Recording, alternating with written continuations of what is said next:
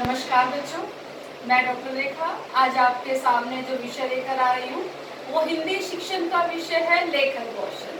अब लेखन कौशल क्या है, इसकी भूमिका की आवश्यकता आप लोगों को नहीं है, क्योंकि अगर हम प्राथमिक स्तर की बात करें तो प्राथमिक स्तर से लेकर आज तक हम लेखन विधि का प्रयोग करते आए हैं अपने जीवन में। जब आप बहुत छोटे थे तो आपकी जो अध्यापक और अध्यापिकाएं आपको सिखाते थे ए आ ई ऊ क ख ग घ ङ, और जैसे ही आप बड़े होते चले गए तब आपको क्या सिखाया गया, शब्द सिखाए गए, शब्दों से वाक्य बनाने सिखाए गए। और ये सब कैसे संभव हुआ, किस प्रकार से संभव हुआ? सिर्फ लेखन विधि के कारण ये संभव हुआ। और अगर हम लेखन विधि की बात करें तो एक छोटा सा उदाहरण है। आज हम बहुत सारे अपने पूर्वजों का, महापुरुषों का, उनके बारे में इतिहास पढ़ते हैं, जानना चाहते हैं उनके बारे में। तो अगर वो चीजें लिखित रूप में संग्रहित नहीं होती या फिर हमारे पुस्तकालयों में वो चीज ना मिलती या फिर हमें उनकी जानकारी नहीं होती तो हम किस प्रकार से उनके बारे में जान सकते या हम उनके किस प्रकार से उनके बारे में जानकारी प्राप्त करने में सक्षम होते। तो लेखन विधि का क्या महत्व है? लेखन विधि को देखिए कि आप पुराने से पुराना ग्रंथ भी उठाकर आप पढ़ सकते हैं। आप हमारी सभ्यता, हमारी संस्कृति, हमारे रीति रिवाज, हर चीज के बारे में जान सकते हैं। और वो जानने का साधन है लेखन विधि, क्योंकि हमारे जितने भी कवि थे, जितने भी लेखक थे, उन्होंने अपने अपने क्षेत्र में अपने अपने सामाजिक कार्यों से संबंधित, घटनाओं से संबंधित या फिर हम कहें कि दैनिक जीवन से संबंधित जितनी भी घटनाएं हुई उनको अपनी कलम से कागज पर उतारा, उनको अपनी कलम से कागज पर उतारा और उसके बाद वो लिखित रूप में आई।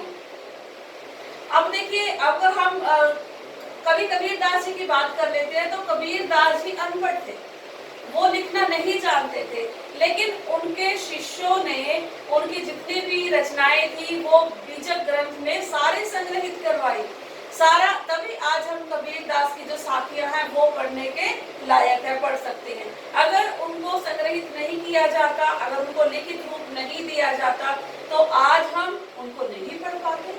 तो सभी संतों और महापुरुषों की जीवनी को देख लीजिए कि आज तक वो सुरक्षित है, आज तक वो संग्रहित है और आज तक वो हम तक वो पहुंच पा रही हैं। तो इसमें सबसे बड़ा जो हम कहेंगे भूमिका है, लेखन कौशल की भूमिका है।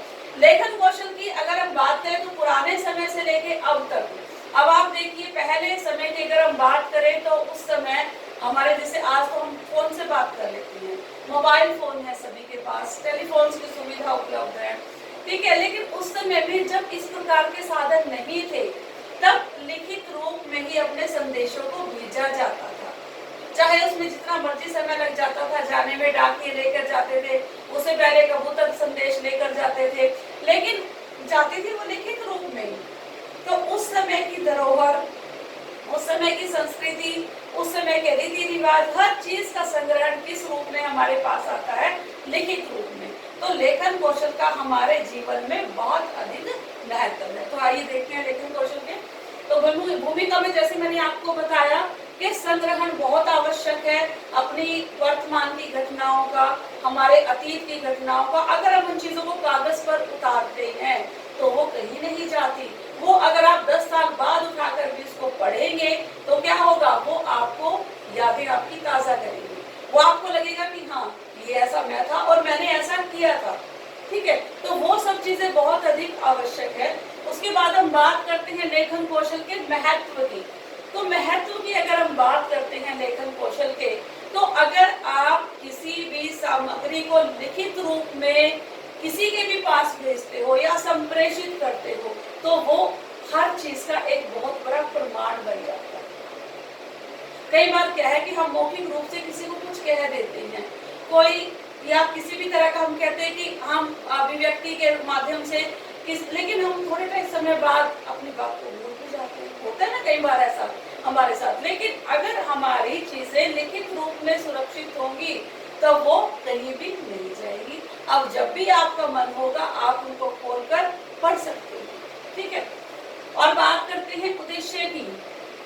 तो उद्देश्य क्या है लिखित कौशल का, लेखन कौशल का?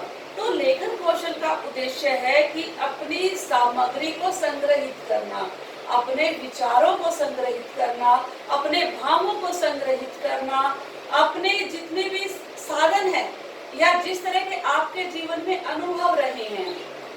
अब मैंने आपको पहली वीडियो में बताया था कि महात्मा गांधी जी ने लिखा था सत्य के साथ मेरे अनुभव, माई एक्सपेरिमेंट विथ ट्रूथ। अगर वो उसको अपनी लेखनी में ना उतारते, अगर वो अपनी आत्मकथा को ना लिखते, तो क्या आज हम उनकी आत्मकथा को पढ़ पाते? नहीं पढ़ पाते। और क्या जो संदेश आज हमें मिल रहा है, क्या वो संदेश हमें मिल पाता? वो नहीं मिल पाता। क्यों नहीं मिल पाता? क्योंकि वो चीज लिखित रूप में नहीं होती, लेकिन वो लिखित रूप में थी और शुरू से ही उसको लिखित रूप में पढ़ा भी जा रहा है। इसीलिए हम उनके आदर्शों को, हम उनके मूल्यों को अपने जीवन में उतार पा रहे हैं। और बात करते हैं कि संग्रहण की, तो अगर आप रिकॉर्डर, जैसे आपके पास आजकल फोन है, उसमें आप रिकॉर्डर में करते हो, लेकिन टेक्नोलॉजी है उसका कोई भरोसा नहीं है। कंप्यूटर में भी आप करते हो तो वहां पर भी कोई भरोसा नहीं कि कहाँ किस तरह के गड़बड़ आ जाए, या फिर आपका जितना भी चीजें हैं, जितनी भी आपकी मेहनत है, वो सारी मेहनत पर पानी फिर जाए। लेकिन अगर हम लेखन की बात करते हैं, किसी भी डायरी में लिख कर रखते हैं इन चीजों को, या अपने कहीं पर भी इस तरह से संग्रहित करके रखते हैं, तो ऐसा कोई आसार नहीं है कि इस तरह की दुर्घटनाएं हो जाए। तो लेखन का हमारे जीवन में बहुत अधिक महत्व है। लेखन के द्वारा अपने भावों की, अपने विचारों की माध्यम की, अपना जिस माध्यम में आप विचार अपने प्रकट करना चाहते हैं, लेखन की आपकी अपनी विधि है। लेखन आपकी अपनी आवश्यकता के अनुसार है, लेखन आपके अपने भावों के अनुसार है, आपके विचारों के अनुसार है। ठीक है, अब बात करते हैं हम लेखन कौशल की कि आज हम बहुत अधिक वृहद साहित्य है। अब अगर हिंदी साहित्य की बात कर लें तो हिंदी साहित्य का वृहद साहित्य है। ठीक है, उसमें क्या है कि आदिकाल में क्या होता है, किस प्रकार का स्थान था स्त्रियों का, किस प्रकार पुरुषों का, कहाँ डोमिनेंस था सोसाइटी में, तो हर चीज हम आज पढ़ पाते हैं। उसके बाद हम भक्ति काल की बात करें तो भक्ति काल में कौन कौन से संत कबीर हुए हैं, या कौन कौन से इनके जितने भी फॉलोवर्स थे वो सारे थे, तो ये सारी जानकारी हमें कहाँ से मिली। अगर हम आधुनिक काल की बात करें, उससे पहले रीति काल की बात करें, ठीक है, तो रीति काल में आपको पता है कि नारियों का सम्मान बहुत ही नीचे था। तो ये हमें सारी जानकारी कहाँ से मिलती है? ये हमें सारी जानकारी जो है वो लेखन कौशल के माध्यम से ही प्राप्त होती है। आगे हम आते हैं लेखन कौशल की विधियों पर। लेखन कौशल की विधियां कौन कौन सी हैं? अब देखिए बच्चों की जब भी आपने देखा होगा कि प्राथमिक स्तर पर अगर हम लेखन कौशल की शुरुआत करते हैं, एक छोटा बच्चा है, नर्सरी केजी में उसका एडमिशन हुआ है, तो उसमें क्या है, वहां पे कैसी मात्राओं के द्वारा इसकी शुरुआत कैसे होती है लेखन कौशल की? रेखाओं के द्वारा।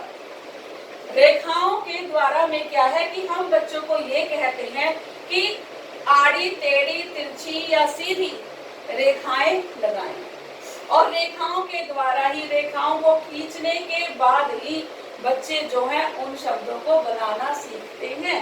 अब जैसे आप मेरा ही नाम ले लीजिए, ठीक है, रेखा, तो दो अगर हम इस प्रकार की रेखाएं लगाते हैं जैसे लगी हुई है, तो दो रेखाओं को जोड़कर लना का पहला अक्षर बन जाता है, र। तो इस प्रकार से हम बच्चों को सिखाते हैं।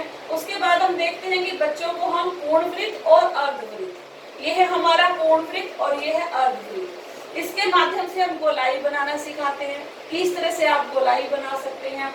और इसी प्रकार से जो मनुष्यों की और जानवरों की जितनी भी आकृतियां हैं वो बच्चों को, छोटे बच्चों को या प्राथमिक स्तर पर बनानी सिखाई जाती हैं, ताकि उनका उस चीजों के लिए हाथ चले, ताकि उनको लिखना आए, ताकि उनको लेखन की विधि का पता चले। दूसरी विधि है अनुकरण विधि।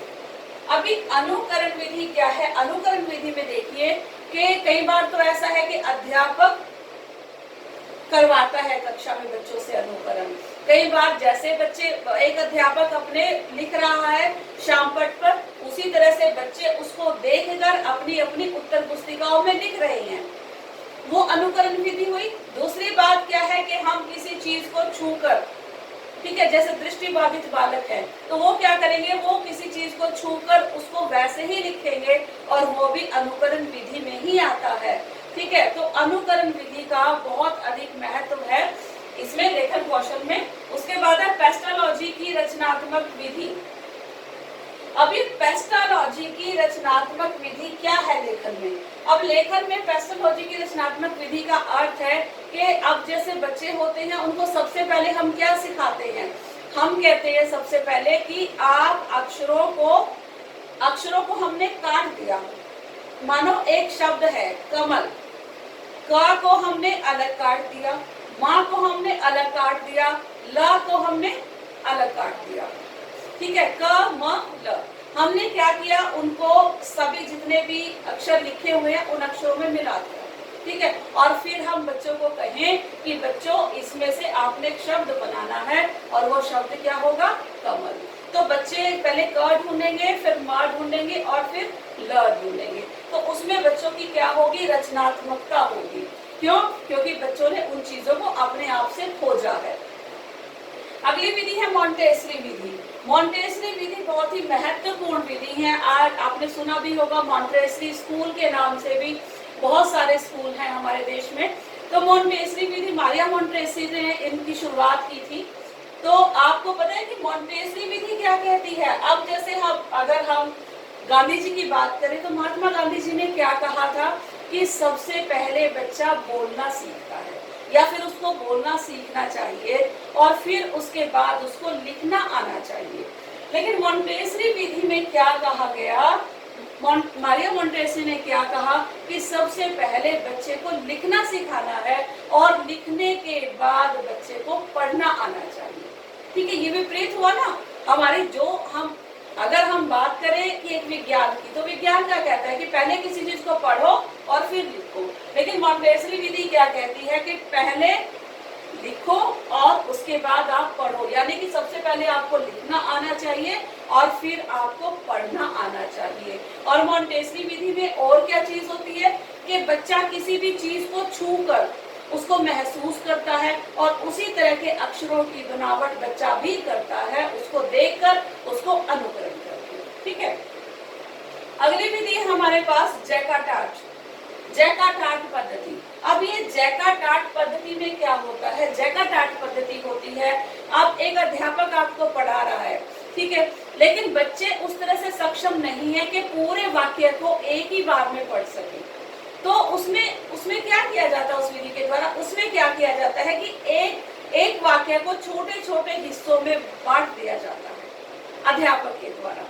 ठीक है, अब बच्चे क्या करते हैं? एक वाक्य का अब जैसे एक शब्द उठा लेंगे, फिर दूसरा, फिर तीसरा, फिर चौथा, इस तरह से अलग अलग शब्दों को उठाकर उनको लिखेंगे और लिखने के बाद वो अध्यापक के लिखे हुए के साथ उसको मिलान करेंगे कि हमने जो लिखा है वो सही है या नहीं है, कहीं इसमें कुछ गड़बड़ तो नहीं, कहीं हमने कुछ गलत तो नहीं लिखा।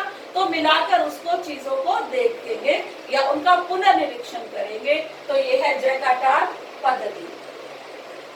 इन पद्धति में शायद आपको याद नहीं हो, लेकिन अगली जो पद्धति मैं आपको बता रही हूँ, सुलेख तो किसी को भूला नहीं होगा। बचपन से ही आप इस पद्धति का प्रयोग कर रहे हैं। ठीक है, और अगर हम सुलेख की बात करें तो बहुत सारे ऐसे विद्वान हैं या हम क्या कहते हैं कि इस प्रकार के लोग हैं कि जो लेखन के द्वारा आपके लेख को देखकर ही आपकी पर्सनैलिटी यानी कि आपके व्यक्तित्व का अंदाजा लगा लेते हैं और आपके व्यक्तित्व के बारे में आपको पूरी जानकारी आपके लिखे हुए को देखकर वो आपको पूरी जानकारी दे देते हैं कि आपका व्यक्तित्व इस प्रकार का है।